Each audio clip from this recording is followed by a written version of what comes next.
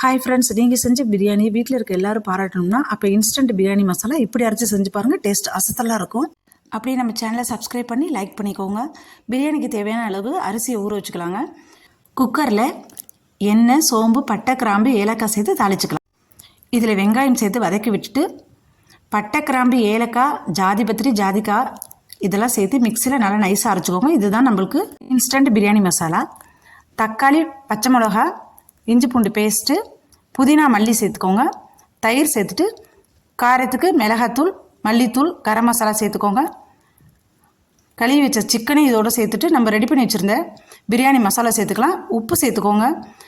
மூடி போட்டு தண்ணியை ஊற்றி வேக வச்சு அரிசி சேர்த்து லெமன் சாறும் நெய்யும் சேர்த்து கலந்து விட்டுட்டு தம் போட்டு இறக்கணும்னா சுவையான மனமான சிக்கன் பிரியாணி ரெடிங்க. இதோட ஃபுல் வீடியோ லிங்க்கை நான் அட்டாச் பண்ணுறேன். ஃப்ரீ டைமில் பாருங்கள்.